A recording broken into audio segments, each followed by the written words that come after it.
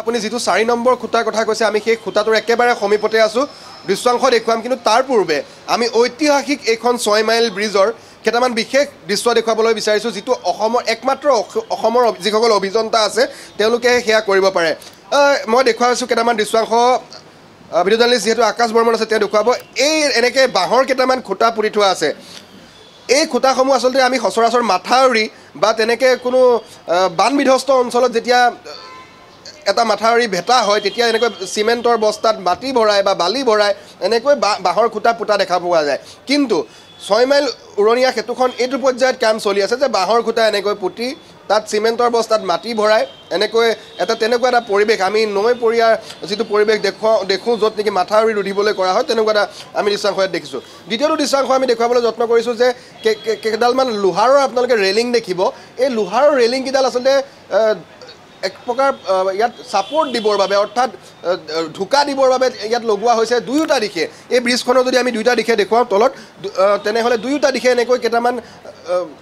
এনেকুৱা ৰেলিং লগাই থোৱা আছে যিসমূহ ৰেলিঙে আসলতে সেই সাপোৰ্ট সিস্টেমত তেওঁলোকে ইয়াত লগাই থৈছে কাৰণ যিকোনো মুহূৰ্তত যিকোনো পৰিবেশ পৰিস্থিতিত যদিহে গধুৰ যান বাহন চলাচল হয় তেনেহলে ভাগি যাব পাৰে খহি যাব পাৰে সেহে এনেকৈ ইয়াত হেয়া সাপোৰ্ট তেওঁলোকে দি থোৱা হৈছে কেদানমান ৰুহাৰ ৰেলিং হেয়া দেখুৱাইছো তাৰ সমান্তৰালকৈ বাহৰ খুঁটা পুতি কেনেকৈ আসলতে ৰখাবলৈ চেষ্টা কৰিছে কি পৰ্যায়ত অসমৰ অভিযন্তাসকলে কাম কৰে তাৰ কিছু দৃশ্যাংশ আমি আপোনালোকক দেখুৱাইছো এবাৰ আমি যেটো খুঁটাৰ কথা প্ৰসংগ আহি আছে যেটো খুঁটাক লৈ সম্পূৰ্ণ এই 6 মাইল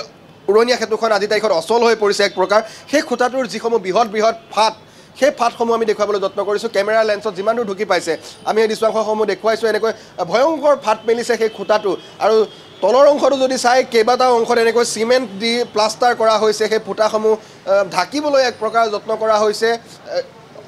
সেই পৰিবেশটো আমি দেখুৱাবলৈ যত্ন কৰিছো এনেকৈ বৰ্তমান 6 মাইল উৰণ সেতুৰ তলৰ ভাগত কাম চলাই থকা হৈছে আৰু যি কাম দেখি আসলতে আইআইটি যিসকল বিশেষজ্ঞ আছিল তেওঁলোক হতবাক হৈছে কালি যি বহিৰাজ্যৰ পৰা বিশেষজ্ঞৰ যি ইঞ্জিনিয়াৰ সকল আহিছিল অভিযন্তা সকল আহিছিল তেওঁলোকে হতবাক হৈছে যে অসমত আসলে কি পৰ্যায়ত কাম চলে কেনেকৈ কাম কৰা হয় তেওঁলোকে আসলে দেখি হতবাক হৈছে কাৰণ যিকোনো মুহূৰ্তত যিকোনো পৰিবেশত এটা ভয়ংকৰ পৰিবেশ পৰিস্থিতি ইয়াত হ'ব পাৰে সেয়া আশংকা তেওঁলোকে কৰিছে গতিকে চৰকাৰক তেওঁলোকে কালি কিছু নিৰ্দেশনা দিছে যে খুঁটাটো ভাঙি পেলোৱাৰ বাহিৰে কোনো তেনে ধৰণৰ উপায় নাই বুলি এক প্ৰকাৰ তেওঁলোকে কৈছে আৰু এইটো খুঁটা ভাঙাৰ লগে লগে এই অংশটো যেটো অংশ ৰুক্মিণী গাঁৱৰ ফালৰ পৰা আহে 4 নম্বৰ এইটো খুঁটা এই অংশটো আসলে ভাঙি পেলাব লাগিব আৰু নতুনকৈ এখন যেহেতু পুৰণ সেতু বনাই থকা হৈছে 6 মাইলত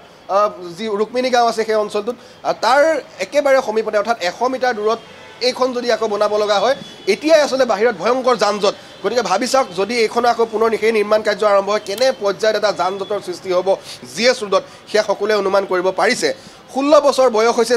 6 মাইল এখন উৰণ সেতুৰ প্ৰায় 78 কৰোৰ টকাৰে তেওঁলোকে বনাইছিলে সেই সময়ত 2009 চনত 78 কৰোৰ টকা গতিকে ভাবি চাওক ৰাইজৰ ধন ৰাজকোষৰ ধন ব্যয় কৰি তেওঁলোকে বনালে কিন্তু নিম্নমানৰ কাম নিম্নমানৰ তেওঁলোকে সামগ্ৰী ব্যৱহাৰ কৰাৰ ফলত আজি তাৰিখত এনে এটা দুৰ্যোগ ভুগিব লগা হৈছে গুৱাহাটীবাসীয়ে বা গুৱাহাটীলৈ অহা বিভিন্ন জন লোকে সেই দুৰ্যোগ ভুগিব লগা হৈছে ওপৰত কেনেকৈ বাহ বান্ধি থোৱা আছে সেয়া দৃশ্যাংশ আপোনালোকে দেখিলে ইয়াৰ আগৰ প্ৰতিবেদনত আমি দেখুৱাইছো কিন্তু তলত কি পৰ্যায়ত কাম চলি আছে কেনে ধৰণে অসমৰ অভিযন্তাসকলে কাম কৰে সেয়া আপোনালোকে দেখিব ছবিসমূহ চাই আপোনালোকে হয়তো ভাবিব যে কেনেকৈ কাম চলি আছে আমি পৰিবেশটো দেখুৱাইছো পুনৰবাৰ সেই দৃশ্যাংশ দেখুৱাইছো যে কেইবাটাও এনেকৈ লোহাৰৰ ইয়াত তেওঁলোকে সাপোৰ্ট সিস্টেম দিছে যত নেকি গুটকা লগাইছে যাতে যিকোনো মুহূৰ্তত যদি খহি পৰে তেনেহলে এই আসলে লোহাৰৰ ৰেলিংসমূহে অকণমান হ'লেও সকাহ দিয়ে আৰু তাৰ সমান্তৰালকৈ এনেকৈ বাহৰ খুঁটা পুতা হৈছে যাতে ফাট মেলি নাহে খহি নাহে সেহে এই পৰ্যায়ত আসলে কাম কৰিব লগা হৈছে এটা সময়ত 2009 চনত সেই যেটো সময়ত সিমপ্লেক্সে কামটো কৰিছিলে তেওঁলোকৰ কামৰ কিছু বিসংগতি হোৱাৰ বাবে লোক নিৰ্মাণ বিভাগক দায়িত্ব দিয়া হৈছিল লোক নিৰ্মাণ বিভাগে কাম কৰিছিলে সেইটো সময়ত লোক নিৰ্মাণ বিভাগৰ মন্ত্ৰী হিচাপে আছিল আজিৰ তাৰিখত যিগৰাকী মুখ্যমন্ত্ৰী ডক্টৰ হিমন্ত বিশ্ব শৰ্মা তেওঁ দিনতে এই কামটো হৈছিল কিন্তু আজিৰ তাৰিখত এনে এটা পৰ্যায় ৰাইজে দুৰ্ভোগ ভুগিব লগা হৈছে সাধাৰণ জনতাৰ আপোনাৰ মোৰ টেক্সৰ টকাৰ যিসমূহ টকাৰে এইসমূহ উন্নয়নমূলক কাম হয় কিন্তু কোনোবা ঠিকাদাৰী প্ৰতিষ্ঠান কোনোবা অভিযন্তা তেওঁলোকৰ গাফিলতিৰ বাবে বা নিম্নমানৰ কামৰ বাবে দুৰ্ভোগ ভুগিব লগা হয় সাধাৰণ জনতাই আমি পৰিবেশ দেখুৱাবলৈ যত্ন কৰি গৈছো আৰু যি যন্ত্ৰণা আছে যি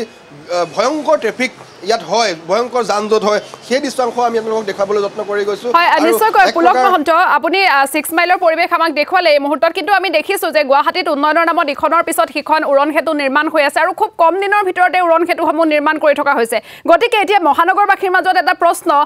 6 মাইলৰ যিখন উৰণ সেতু সেইখন মাত্ৰ 16 বছৰ হ'ল আৰু তাত আমি ইয়াৰ আগৰ বছৰসমূহতো দেখিছিলোঁ যে সেইখনৰ মেৰামতি চলি আছিল বিসংগতি আহিছিল নতুনকৈ নিৰ্মাণ হৈ থকা যিসমূহ উৰণ সেতু আছে বা যিসমূহে বৰ্তমান মুকলি কৰা হ'ল সেইবিলাকৰ ক্ষেত্ৰতো এনেধৰণৰ বিসংগতি আহি পৰিব নেকি বা বিপদজনক হ'ব নেকি ৰাইজৰ মনত কিন্তু এতিয়া সেইটো প্ৰশ্ন আহিছে নিশ্চয়কৈ আশংকা চবৰে মনতে আছে কাৰণ এইখন 16 বছৰ হওঁতে এইটো পৰ্যায় হৈছে বাকী যিসমূহ নতুনকৈ বনোৱা হৈছে সেইসমূহ উৰণ সেতু কি পৰ্যায়ত আছে সেইসমূহ কিমান দিনৰ সেইসমূহৰ আয়ুস সেয়া কিন্তু তাক লৈ কিন্তু ৰাইজৰ প্ৰশ্ন হৈছে আপুনি যদি যিটো ৰাষ্ট্ৰীয় ঘাইপথ পাৰ হৈ গৈছে তাত দুটাকৈ প্ৰান্তত দুখনকৈ নতুনকৈ বনাইছিলে প্ৰায় এবছৰ দুবছৰ হৈছে সেইখন উন্মোচন কৰা তাতো কিন্তু দুটাকৈ খুঁটা বহিছে সেয়া লাগিলে গড়চুকৰ যিখন উৰণ সেতু হওক সেয়া আচলতে ৰাষ্ট্ৰীয় ঘাইপথ প্ৰাধিকৰণৰ অন্তৰ্গত হয় সেইখন উৰণ সেতু কিন্তু সেই ৰাষ্ট্ৰীয় ঘাইপথ প্ৰাধিকৰণৰ অন্তৰ্গত যিখন উৰণ সেতু আছে তাৰো খুঁটা কিন্তু এনেকৈ যেনেকৈ 6 মাইলত বহিছে তাতো বহা দৃশ্যাংশ আমি দেখিবলৈ পাইছোঁ তাৰ সমান্তৰালকৈ আমি যদি যিখন শ্ৰদ্ধাঞ্জলি উৰণ সেতু জু ৰোডত আছে সেই উৰণ সেতুখনৰ যিটো অংশ কমাৰ্চ পইণ্টৰ পৰা আহে সেইখনতো কিন্তু আমি কেইবাটাও প্ৰান্তত বৃহৎ বৃহৎ ফাট কেইটামান দেখিবলৈ পাইছোঁ গতিকে সেইসমূহে কেতিয়া বিপদ আনে ৰাইজলৈ সেয়া কিন্তু ৰাইজৰ মনত আশংকা নিশ্চয়কৈ আছে কিন্তু এই যে 6 মাইলৰ যিখন উৰণ সেতু এইখন যে আজি 2 বছৰৰ পৰা নিৰ্মাণেই চলি আছে কেৱল মেৰামতি কামেই চলি আছে সেয়া কিন্তু ৰাইজে দেখি আছে আৰু তাৰ বাবে আপোনাক এই মুহূৰ্তত ধন্যবাদ জ্ঞাপন কৰিছোঁ আপুনি 6 মাইলৰ পৰা পৰিৱেশ দেখুৱাৰ বাবে